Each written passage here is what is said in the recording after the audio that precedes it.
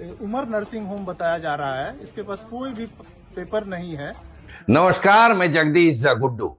कहने को तो डॉक्टर को भगवान का दूसरा रूप कहा जाता है, लेकिन आज अररिया में जो मामला सामने आया है, इसे सुनकर तो ऐसा लगता है कि उन डॉक्टरों को शैतान का दूसरा रूप कहा जाए तो यह अतिशयोक्ति नहीं होगी। जी हां, आज एक सनसनीखेज घटना हुई है। अररिया सदर अस्पताल के ठीक सामने बापू मार्केट में senior deputy collector Abhijeet Kumar के नेतृत्व में छापेमारी की गई।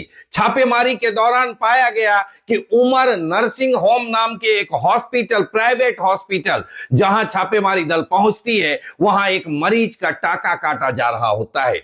टाका काटने वाले के पास कोई वैध कागजात नहीं होते हैं, अर्थात वो एमबीबीएस नहीं है, वो सर्जन नहीं होता है, लेकिन वो मरीज का ऑपरेशन भी कर रहा होता है और टाका भी काट रहा होता है। जब छापेमारी दल वहां पहुंचते हैं तो कुछ कर्मचारी भाग खड़े होते हैं।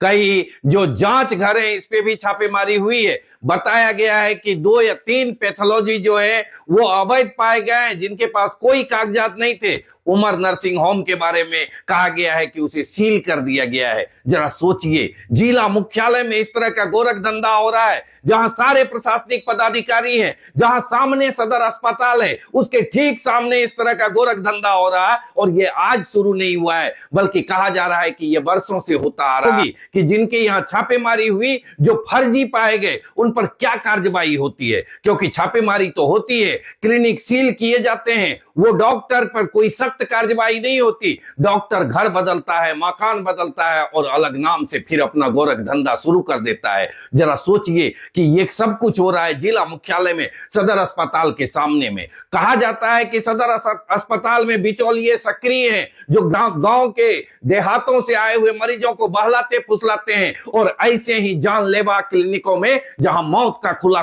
खेल होता है, वहां पहुंचा देते हैं और अपना मोटा कमीशन वसूल लेते हैं। अभी हाल ही में जोकी हाट में इस तरह की शिकायतें आई, वहां भी छापेमारी हुई, कई क्लिनिकों को सील किया गया, कई पैथोलॉजी को सील किया गया, लेकिन बताया जा रहा है कि फिर से उन चिकित्सक ने दूसरे मकान को किराए पर ले लिया है और वहां अस्पताल शुरू कर दिया है। क्यों?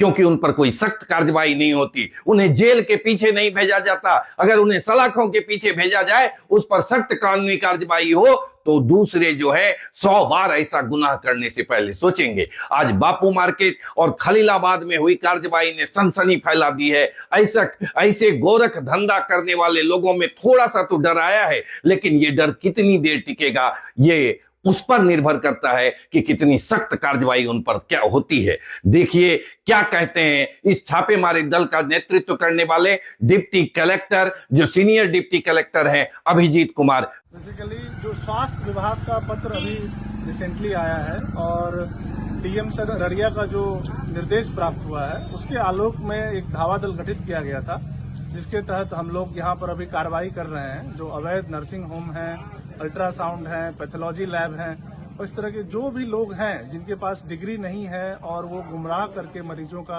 इलाज कर रहे हैं, उनके साथ कभी कोई दुर्घटना हो जाती है, ऐसी आए दिन दुर्घटनाएं होते रहती हैं, तो उसके तहत हम लोग कार्रवाई के लिए आए हैं। और अभी जो ये सामने एक नर्सिंग होम है, हम लोग सील कर रहे हैं इसको। उमर नर्सिंग होम बताया जा रहा है। इसके पास कोई भी पेपर नहीं है नर्सिंग होम से संबंधित, लेकिन यहाँ पे ऑपरेशन और इस तरह की चीजें हो रही हैं, जो हम लोगों ने अभी रंगे हाथों देखा है और पकड़ा है।